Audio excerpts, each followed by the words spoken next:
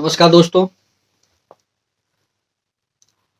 आज जो मैं बात कहने जा रहा हूँ वो आप सबको पता होगा कि इस समय पूरे देश में जो यूजीसी को लेकर आंदोलन चल रहा है। जो यूजीसी का नया रेगुलेशन आया है, जो गाइडलाइन है, इसको लेकर जो छात्र प्रदर्शन कर रहे हैं, और छात्र ही नहीं, छात्र के अलावा भी और भी बहुत सारे लोग हैं जो खासकर जो अनारक्षित वर्ग के हैं, जो सामान्य वर्ग से आते हैं, उसमें भी जो सवर्ण है वो आंदोलन कर रहे हैं। तो मैं आज इस एक्ट के बारे में बात करूंगा कि इसमें क्या, कौन सी ऐसी बात है जहाँ पे नाराजगी है, और बाकी जो हायर एजुकेशन है उसमें ये आखिर ऐसा क्या जरूरी पड़ा जो इस तरीके का एक्ट लाना पड़ा। तो सबसे पहले मैं बता देता हूँ कि जो यूजीसी है, अंडर ग्रेजुएट ग्रांट्स कमीशन, इसका जो फॉर्मेशन है, जो ये 1953 में ये आया था, लेकिन जो वास्तविक में इसका जो 1956 से ये वर्क कर रही है। यूजीसी एक्ट 1956, और ये जो है एक स्टैट्यूटरी बॉडी है, एक मान्यता प्राप्त है, संवैधानिक संस्था है ये एक तरीके से। तो इसके अंतर्गत जो है जितनी भी भारत में हायर एजुकेशन की जो संस्था है, HEIs है, हायर एजुकेशन इंस्टीट्यूट, वो सब आते हैं और ये उसको एम्पावर करते हैं, और ये डिग्री देने की क्षमता है, और इनके पास किसी भी यूनिवर्सिटी को जो ग्रांट मिलता है वो इसी यूजीसी के एक्ट के तहत ही मिलता है। और जो ये यूजीसी है वो अगर देखा जाए तो भारत सरकार के जो शिक्षा विभाग है, जो एजुकेशन डिपार्टमेंट है, उसके अंतर्गत ही आता है। तो अब आगे बात करते हैं। तो देखो इसमें बात क्या हुआ और किस बात को लेकर के नाराजगी है।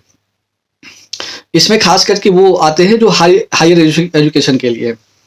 तो इसमें इसके पहले भी एक्ट था, इसके पहले भी जो 2012 की बात करूं तो उस वक्त भी इसमें एक्ट था, और उसमें एक प्रावधान ये था जरूर कि भाई जो बाकी सारी बातें हैं कि उसको किसी भी जाति में जो भेदभाव है, जो कास्ट डिस्क्रिमिनेशन है, या फिर किसी को क्षेत्र, किसी के क्षेत्र को लेकर के, किसी के जन्म स्थान को लेकर के, और चाहे जेंडर बायस है, ये सारी बातें पहले भी था। लेकिन उसमें एक चीज और था, उसमें उस वाले 2012 वाले में, कि अगर कोई भी उसमें जो रखा गया था, उसमें SC ST को रखा गया था उस कैटेगरी में, डिस्क्रिमिनेशन वाले कैटेगरी में, जो जाति के आधार पर भेदभाव होता है उसकी बात कर रहा हूँ। तो अगर कोई भी जातिगत भेदभाव या जाति सूचक शब्द का इस्तेमाल करता है तो वो कंप्लेंट कर सकते हैं SC ST वाले। उसमें OBC नहीं था उसमें 2012 वाले में। और जिस पे कंप्लेंट हुआ है तो उसमें एक बात था कि अगर वो मैलिशियस कंप्लेंट है, मतलब ऐसा समझ लो कि दुर्भावना से लगाया गया है, तो उसमें दंड का प्रावधान था। लेकिन अभी जो उसमें कुछ सर्टेन चेंज करके लाया गया है, और इसके लाने के पीछे पर्पस भी है। इसलिए इसका पर्पस ये है कि जो 2016 में रोहित वेमुला और 2019 में पायल तडवी का ने सुसाइड किया था। तो जो सुसाइड था उसको, उस सुसाइड को देखा गया कि भाई वो जो सुसाइड हुआ है, तो कुछ लोग उसका अपने तरीके से उसका व्याख्या करके, या जो भी है वो अपना कह रहे हैं कि वो जातिगत भेदभाव की वजह से सुसाइड हुआ था, ये उस आधार पे हुआ था।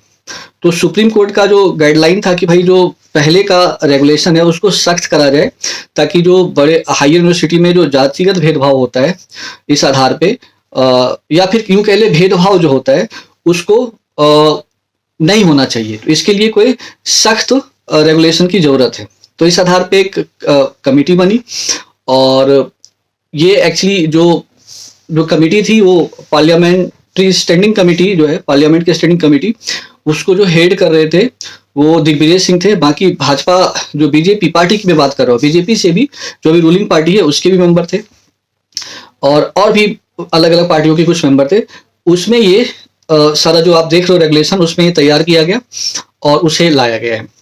तो इस रेगुलेशन को लाने का जो पर्पस है, ऐसे तो कहा जा रहा है सुप्रीम कोर्ट के गाइडलाइन में ये लाया गया है, लेकिन सुप्रीम कोर्ट ने ये पॉइंट टू पॉइंट जो भी उसमें लिखा गया क्लॉज है, उसके लिए सुप्रीम कोर्ट ने इस तरीके का जो लिखा गया है उसमें ऐसा लिखने को नहीं कहा है। वो तो वहां के जो मेंबर थे स्टैंडिंग कमेटी के, उन्होंने इसको तैयार किया है।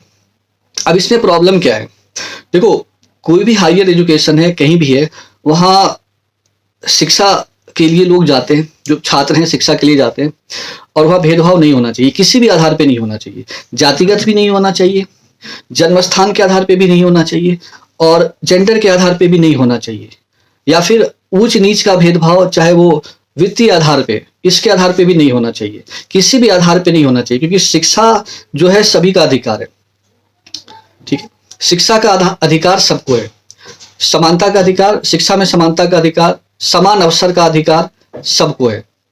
उसके बाद अब मैं बात करता हूं कि इसमें प्रॉब्लम कहाँ है। देखो, ये जो गाइडलाइन आया है बेसिकली ये 2012 में ही चेंज करके आया है, जिसमें कि SC ST थे, OBC नहीं थे। और अब जो आया है उसमें सिर्फ टीचर ही नहीं, टीचर के अलावा जो भी वहां स्टाफ मेंबर है, नॉन टीचिंग स्टाफ भी, और टीचर्स तो होंगे, बाकी जो भी हैं स्टाफ उस यूनिवर्सिटी के, सबके लिए है ये, सिर्फ छात्र के लिए नहीं है। इसमें जो रेगुलेशन का 3C कहता है, उसमें देखो क्या है, उसमें ये कहा जा रहा है कि जो जातिगत भेदभाव होता है उसमें जो आते हैं कैटेगरी, वो SC ST OBC को रखा गया है, महिलाओं को रखा गया है, और दिव्यांगजन को रखा गया है, और EWS को रखा गया है। इसमें से जो जनरल कैटेगरी है उसको बाहर कर दिया गया, जिसकी बात कही जा रही है। जनरल कैटेगरी मतलब उसमें सवर्ण आते हैं, सिर्फ सवर्ण में जो जातियां हैं वो तो है ही, बाकी और भी। जनरल कैटेगरी का सीधा सा मतलब है कि जो उस कैटेगरी में नहीं है वो सब जनरल में होंगे। उस कैटेगरी का मतलब जो OBC SC ST में नहीं है, जो रिजर्व वाले कैटेगरी में नहीं है, वो सब आ जाते हैं जनरल कैटेगरी में। जनरल कैटेगरी में जो डोमिनेशन है सवर्ण का ज्यादा है। सवर्ण का मतलब यहाँ कहने का मतलब होता है इसमें ब्राह्मण आते हैं, और ब्राह्मण हो गए, बनिया हो गए, और राजपूत बेसिकली। बाकी और भी जातियां सामान्य वर्ग में आती है, भूमियार आते हैं, कायस्थ आते हैं, बहुत सारा इसमें है। और अलग अलग स्टेट में अलग अलग जो OBC हैं, OBC का जो अगर लिस्ट देखोगे तो हर एक स्टेट का अलग अलग OBC का लिस्ट है, उसमें अलग अलग जातियां हैं। कुछ जाति ऐसे हैं जो किसी स्टेट में OBC में आते हैं तो किसी स्टेट में वो जनरल कैटेगरी में आते हैं। जैसे आप जाट की बात कर लो तो हरियाणा में जो जाट हैं वो आपको जनरल में है, लेकिन राजस्थान में आप चले जाएंगे तो 2 स्टेट को छोड़ के, धौलपुर और भरतपुर को छोड़ के, बाकी जो है वो OBC में चले जाते हैं। ठीक है, बाकी और भी जातियां, राजपूत भी किसी किसी स्टेट में आ जाते हैं OBC में, तो किसी किसी में जनरल में है। तो अब खैर मैं आता हूं अब उस पे, जो उस रेगुलेशन में जो ये दिया हुआ है, जातिगत भेदभाव में वो जो कैटेगरी है उसको स्पेसिफाई किया गया है, लेकिन उसमें एक जो है जो जनरल कैटेगरी है उसको नहीं रखा गया है। अब देखो, मैं इसका जो बात मैं बोलने जा रहा हूं, और ये मैंने आपको बता दिया कि ये छात्र पे नहीं, जो भी वहां कार्य कर रहे होंगे, जो भी काम कर रहे होंगे उस प्रेमाइसिस में, उस सब पे लागू होगा। अब इसमें एक बात जो देखने में समझ में आता है, जो क्लियर आता है, कि उससे जनरल कैटेगरी को बाहर रखने का मतलब ये तय कर लिया गया है पहले से, पूर्वाग्रह के तौर पे ये मान लिया गया है कि जो शोषक वर्ग है वो जनरल कैटेगरी वाला ही है। बाकी जो है वो नीचे जो जिसको रखा गया है उसमें, वो उसको मान लिया गया है कि वो जो है वो ऑपरेस्ट है, और जो ऑपरेसर है वो जनरल कैटेगरी है, जो शोषण करता है वो जनरल कैटेगरी। ये पूर्वाग्रह के तौर पे ये मान लिया गया है। अब मैं बात करता हूं, थोड़ा कॉन्स्टिट्यूशन की बात करते हैं। देखो, कॉन्स्टिट्यूशन में जो है हमारा जो फंडामेंटल राइट्स है, उसमें पार्ट 3 में आर्टिकल जो है, आर्टिकल 14 है, वो कहता है कि कानूनी प्रोटेक्शन सभी को मिलेगा, कानून के समक्ष सब बराबर है, इक्वल बिफोर लॉ, मतलब जितने भी व्यक्ति हैं कानून के समक्ष सब बराबर है। उसके बाद आर्टिकल 15(1) में आ जाओ, उसमें लिखा हुआ है कि जाति, लिंग, जन्मस्थान, धार्मिक आधार पे या इन सब किसी भी ग्राउंड पे किसी के साथ कोई भेदभाव नहीं होगा। अब आप बताओ कि इसमें से जो कास्ट डिस्क्रिमिनेशन है वो तो साफ दिख रहा है। आप एक स्पेसिफिक वर्ग को उससे आप अलग कर देते हो, या तो आप सीधा सीधा लिखते हैं कि सभी छात्र जो सभी वर्ग से आते हैं, किसी के साथ भेदभाव नहीं होना चाहिए, एक तो जाति के नाम पे। ये आपने मान लिया कि जो जो जनरल कास्ट है, जो सामान्य वर्ग है, वही ऐसा करेगा, बाकी कोई नहीं करेगा। तो और उसके बाद की बात आपको मैं आगे बताता हूं। एक बात और है जो इसका बनना है, इक्विटी जो कमेटी बनना है इक्वल अपॉर्चुनिटी के लिए, जो इक्विटी कमेटी बनना है, जो जिस बात पे विवाद में बता रहा हूं। पहला पॉइंट मैंने बता दिया कि जो 3C में लिखा गया उसमें जनरल कैटेगरी को बाहर कर दिया गया, मतलब उसको पहले से ही गिल्टी मान लिया गया है कि वो दोषी ही होगा। दूसरा, अब जो मेंबर होंगे इसमें जो स्पेसिफाई किया गया है, जो वो कमेटी बनेगी जो इन सबको देख रेख करेगी, जो देखेगी पूरा, तो उसमें खास तौर से लिखा गया है कि ओबीसी होंगे, SC ST के होंगे, महिला होगी, दिव्यांगजन होंगे एक, ठीक है। उसमें मतलब उसमें जो बनने वाले हैं उसमें 5 का फिक्स कर दिया गया है। जात, उसमें फिर से मैं बोल रहा हूं, कास्ट को खास तौर से हाईलाइट किया गया है, कैटेगरी को हाईलाइट किया गया है। कास्ट से मेरा मतलब कास्ट नहीं, उसके कैटेगरी को हाईलाइट कर दिया गया है और बाकी के बारे में कुछ नहीं बोला गया है। तो कुछ लोगों का मानना है कि भाई, कुछ लोग जो हैं वो कहते हैं कि अगर ऐसा किया हुआ है तो इसका मतलब जो बाकी जो मेंबर होंगे वो किस कास्ट से आएंगे। तो ये क्या बात हुआ, ये तो लॉजिकल बात नहीं हुआ ना। आपने एक वर्ग का तो नाम लिखा, एक का नहीं लिखा, तो आप इनडायरेक्ट मीनिंग उसका कोई लगा ले कि बाकी जो होगा वो दूसरे कैटेगरी से ही आएगा, मतलब वो जनरल के कैटेगरी से ही आएगा, ये आपका मानना है। कानून ऐसी बातों को, इस तरीके के बात, कानून के समान तो सब बराबर है ना, तो ये बात तो कोई इलॉजिकल सा हो गया कि तो आप जनरल कैटेगरी को भी स्पेसिफाई कर देते कि उससे भी कितने मेंबर होंगे, ये भी बात क्लियर हो जाता। तो एक तो यहां पे आप जो बनाए हो ये भी एक भेदभावपूर्ण लगता है। उसके बाद जो सबसे बड़ा प्रॉब्लम है वो ये है कि मान लो कोई कंप्लेंट करता है, चाहे वो SC ST से आता हो, चाहे वो OBC से आता हो, किसी वर्ग से आता हो, कंप्लेंट अगर वो करता है तो कंप्लेंट करने के बाद जिस पे वो कंप्लेंट कर रहा है, मान के चलो कि वो झूठा कंप्लेंट करता है। मैं ये नहीं कह रहा हूं कि झूठा ही करेगा, मैं ये मानता हूं कि जो हायर एजुकेशन में बच्चे पढ़ने जाते हैं उनका इंटेंशन ये नहीं होता है। हम जानते हैं कि एक समाज में सभी तरीके के लोग रहते हैं, तो जो कानून बनाया जाता है, जो गलत एक्टिविटी होता है उसको रख के बनाया जाता है कि ऐसा हो सकता है, ऐसा करे तो, है ना। तो मान लो मैं कह रहा हूं कि उसमें से कुछ एक ऐसा हो जो एंटी सोशल एलिमेंट हो, और ये एंटी सोशल एलिमेंट आप ये नहीं डिसाइड कर सकते हो कि वो जो होगा वो जनरल या सवर्ण से ही होगा, कहीं से भी हो सकता है वो। अब मान लो उसने उस पर आरोप लगाया, कंप्लेंट किया, कंप्लेंट करने के बाद अगर उस पर इंक्वायरी हुई, जांच पता लगा, सब कुछ हो गया और वो इनोसेंट प्रूव हो गया। और सबसे बड़ी बात क्या है कि जिस पे कंप्लेंट किया गया है, बर्डन ऑफ प्रूफ उसी के ऊपर है। मतलब किसी ने मेरे ऊपर आरोप लगाया तो मैं इसके लिए बताऊंगा कि मैं निर्दोष हूं।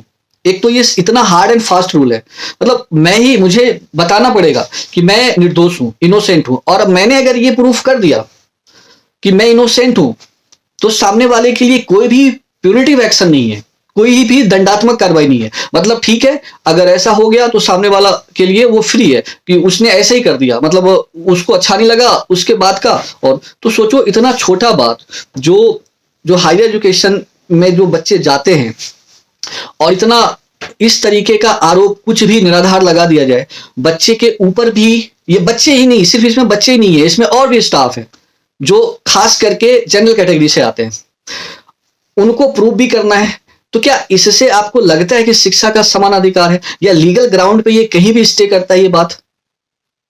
ये तो कोई भी, अगर वो पहले से, अगर वो पूर्वाग्रह का शिकार नहीं है, तो कोई भी अगर इस बात को देखेगा, पढ़ेगा, तो उसको देखते ही प्रथम दृष्टया समझ आ जाएगा कि इसमें ये भेदभावपूर्ण है। उसके बाद एक उसमें लिखा गया है कि एक स्क्वाड बनेगा, इक्विटी स्क्वाड, जो घूम करके कैंपस में और सभी जगह देखेगा कि कहाँ, खास करके वल्नरेबल जोन में भी जाके देखेगा, चेक करेगा कि किस आधार पे कोई भेदभाव तो नहीं हो रहा है, जातिगत आधार पे कोई भेदभाव तो नहीं हो रहा है।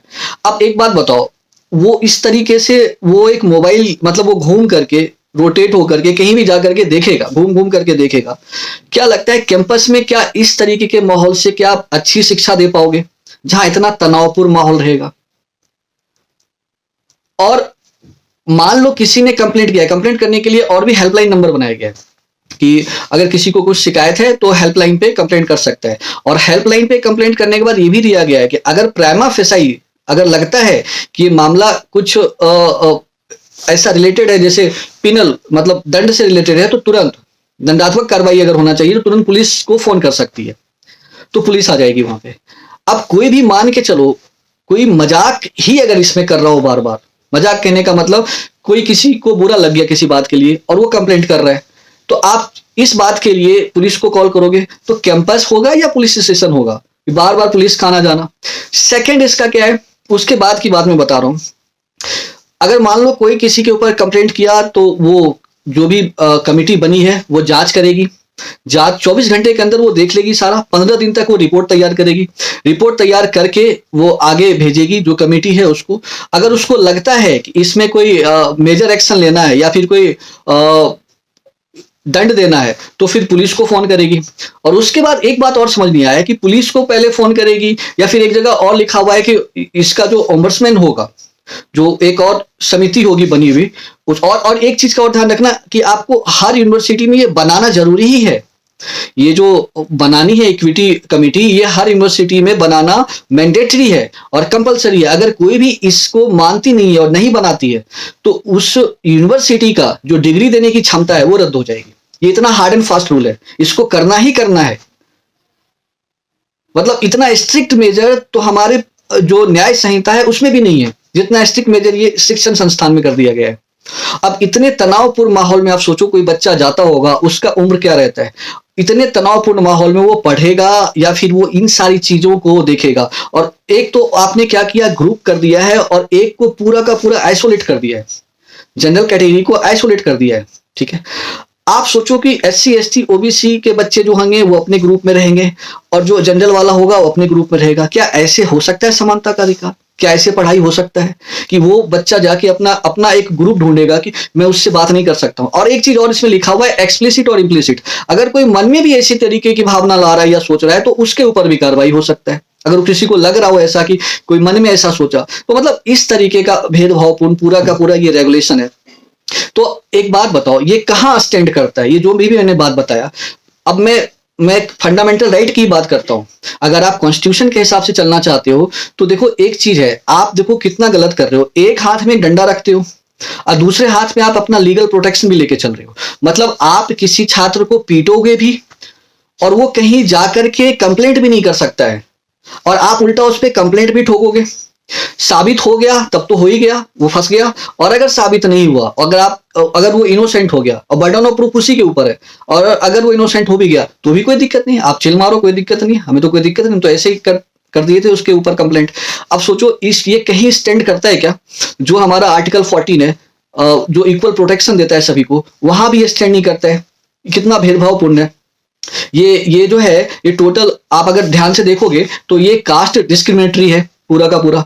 उसके बाद आर्टिकल जो हमारा 15(1) है, ये भेदभाव से जुड़ा हुआ, वहां ये साफ साफ दिख रहा है कि जातिगत भेदभाव आप कर रहे हो एक पूर्वाग्रह के लिए। कुछ लोग जो है वो बाहर चिल्लाने में लगे रहते हैं, 1000 वर्षों से जो शोषण होता आया है, 1000 वर्षों से जो शोषण होता आया है, इस बात को हर कोई कंसीड करता है, हर कोई, मैं भी स्वीकार करता हूं कि काफी पहले के जो समय में जातिगत भेदभाव था, जिसके आधार पे ये सारी, चाहे छुआछूत हो, ये सारी चीजें ये हुआ है, कास्ट डिस्क्रिमिनेशन हुआ है, इस बात को हर कोई एक्सेप्ट कर रहा है। लेकिन आप पूरे इतिहास को उखड़ेगे तो इतिहास में बहुत सारे, आप इतिहास पढ़ते हो तो और भी लोग इतिहास पढ़ते हैं, सबका अलग अलग व्याख्या है ना। नंद डायनेस्टी भी हुआ करता था, आपको पता होगा कैसा डायनेस्टी था नंद डायनेस्टी।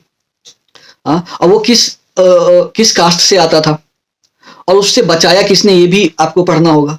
गुर्जर प्रतिहार वंश भी था, यदुवंशी वंश भी था। तो इतिहास में आप एक खास कालखंड में किसी के ऊपर शोषण हुआ, किसी के ऊपर नहीं हुआ, कभी कोई राजा बना, कभी कोई नहीं बना, तो उसमें आप जातिगत देखोगे तो फंस जाओगे। इतिहास में बहुत राजा आए हैं और पिछड़े वर्ग से भी आए हैं। ये सारा जो कास्ट का सिस्टम जो पनपा है, जो सबसे ज्यादा भेदभावपूर्ण हुआ है, अंग्रेज के समय से शुरुआत हो गया इसका। अंग्रेजों ने पहले धर्म के आधार पर अलग किया, फिर जातिगत आधार पर भी अलग किया, और हुआ है शोषण। जो लोग पिछड़ गए हैं, जो पिछड़े हुए हैं, इससे कौन इनकार कर रहा है? संविधान में जो ये प्रावधान किया गया है, आप उसके सोशल बैकग्राउंड को देखते हुए उसके लिए वेलफेयर स्कीम लेकर के आओ, उनको मेन स्ट्रीम में लेके आओ, इससे कौन मना करता है। लेकिन आप सोचो लीगल ग्राउंड पे तो सभी इक्वल है ना, कानून के समक्ष, कानून को आप देखते हो पट्टी बंधा है ब्लैक, उसके समक्ष तो सब बराबर है ना। वो कोई पूर्वाग्रह के साथ निर्णय नहीं ले सकता है कि अगर किसी चोर ने एक बार चोरी किया है तो दोबारा वही चोर चोरी किया होगा, ऐसा कैसे हो सकता है, ऐसा तो संभव नहीं है। और एक चीज और जो मैं यहां बोलना चाहता हूं कि एक बात बताओ, आप जो ये बात कह रहे हो बार बार बार बार कि हजारों वर्ष से ये हो गया, भाई इसी को खत्म करने के लिए तो संविधान बनाया गया। आजादी के बाद जो संविधान बनाया गया, इसी के ध्यान में देखते हुए ना कि संविधान का मतलब क्या है, समान विधान, समान कानून, समान विधान, जो सब पे बराबर रूप से इस्तेमाल होता हो, जो सब, ऐसा कह सकते हो कि ऐसा ऐसा विधान जो सभी पे बराबर लागू होता हो। संविधान का मतलब तो ये हो गया ना कि जो सभी पे समान रूप से लागू होता हो।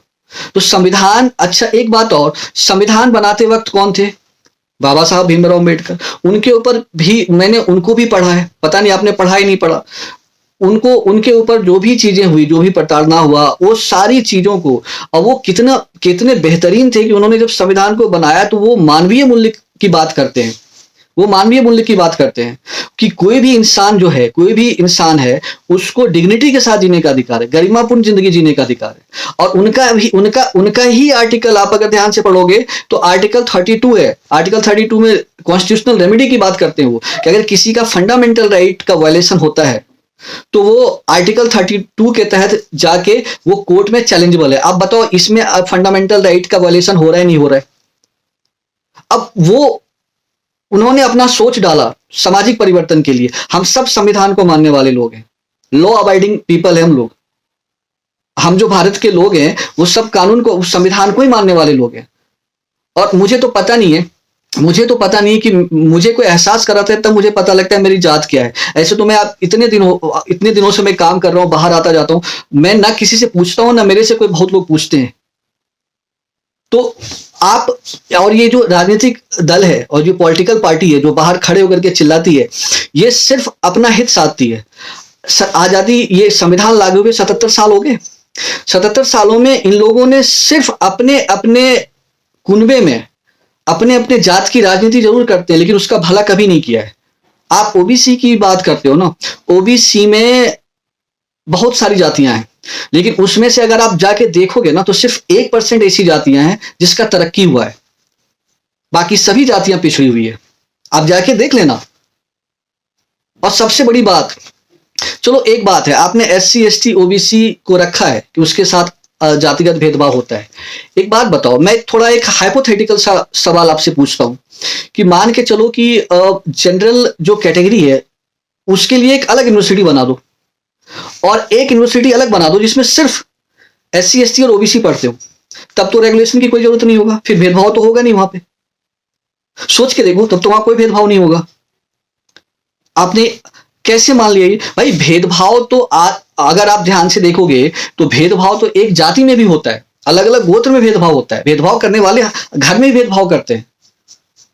तो आप ये पूर्वाग्रह से ग्रसित होकर के किसी एक को दुर्भावना से कि वो मुट्ठी भर लोग हैं, हम उसको दबाएंगे, और ये हजारों वर्ष का एग्जाम्पल दे करके कि हम उसको दबाएंगे। भाई सब संविधान को मानने वाले लोग हैं। संविधान में जो एक एक बात लिखा गया था ना, जो 395 आर्टिकल लिखा गया है ना, और ये सारी बातें जो संविधान में वर्णित है, उस समय जो लोग थे संविधान सभा में, लोग थे वहां हर वर्ग के लोग थे, वहां हर वर्ग के लोगों ने अपना पूरा का पूरा जो अथक प्रयास से उसको संविधान को बनाया था, और काफी चर्चा के बाद एक एक बात को रखा गया है। वहां वो सब 1000 वर्ष वाली सारा कॉन्सेप्ट वहां डाला गया है उसमें। ये पता नहीं तो पता कर लो, वो 1000 वर्ष की सारी बातें उसमें सब रखा गया है संविधान में।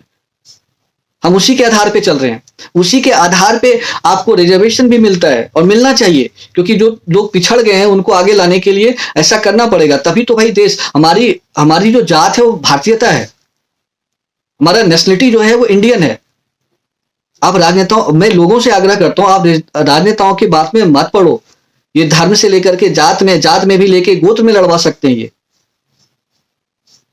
आप अपने समझ पे काम करो, इनके चक्कर में मत पड़ो। हम लोग सब संविधान को मानने वाले लोग हैं, संविधान में जो बातें कही है उसको मानने वाले लोग हैं।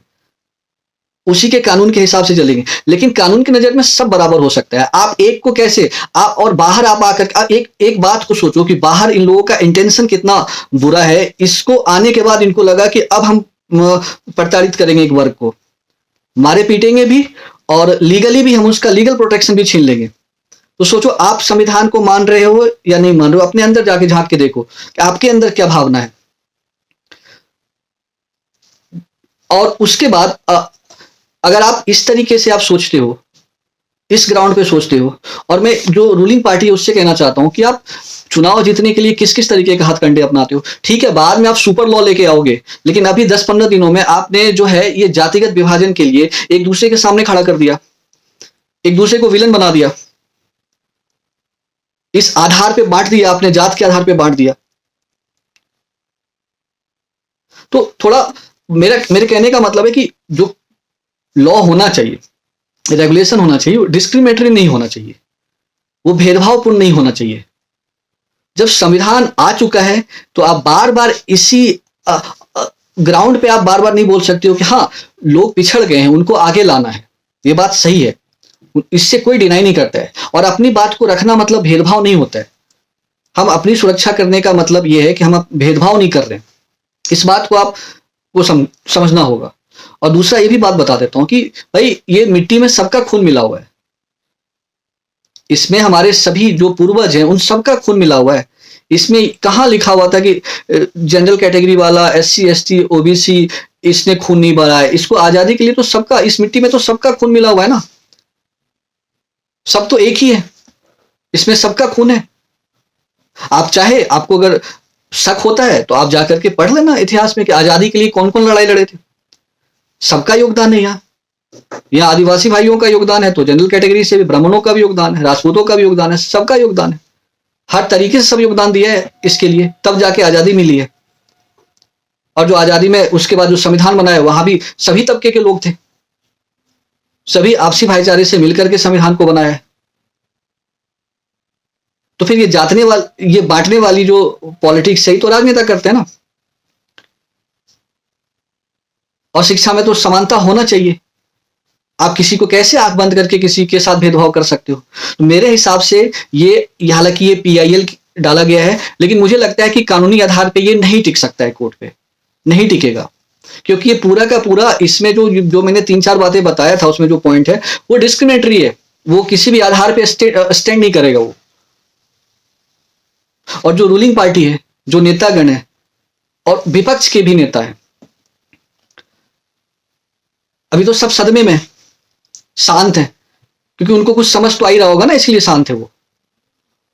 इसीलिए मैं कहता हूं, आप जो अपने घर में लगाते हो ना, हर हर मोदी, घर घर मोदी, ऐसी तरीके का नारा लगाते हो, भाई वो राजनीतिक दल है, पॉलिटिकल पार्टी के लीडर हैं, वो अपने पार्टी के लिए ज्यादा काम करते हैं, ठीक है, उनको इससे फर्क नहीं पड़ता है।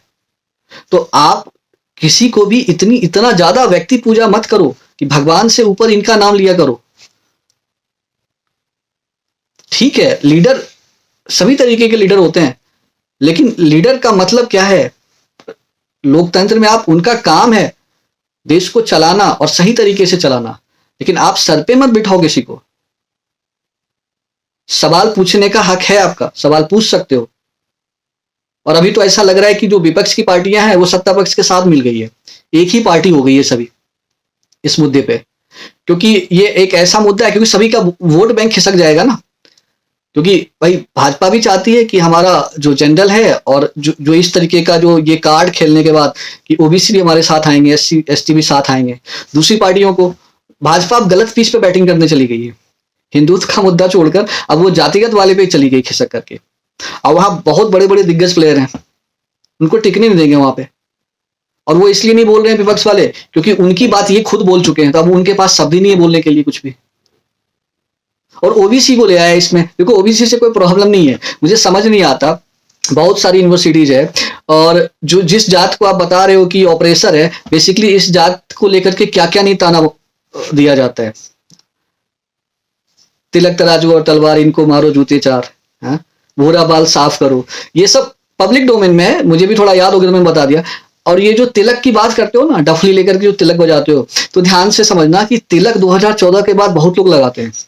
तो तुम जो तिलक समझ रहे हो ना, उस तिलक समझ करके किसी के साथ कंप्लेंट मत कर देना। पहले जात पूछ लेना कि तुम किस जात के हो, तब। क्योंकि तिलक तिलक आजकल जो तिलक लगाते थे वास्तविक रूप में, उसको छोड़ के बाकी काफी दूसरे लोग भी तिलक लगाने लग गए हैं। तो थोड़ा एक बार पूछ लेना, ठीक है। और जनेऊ भी बहुत लोग पहनने लग गए हैं, तो एक बार पूछ लेना जाकर के, फिर करना।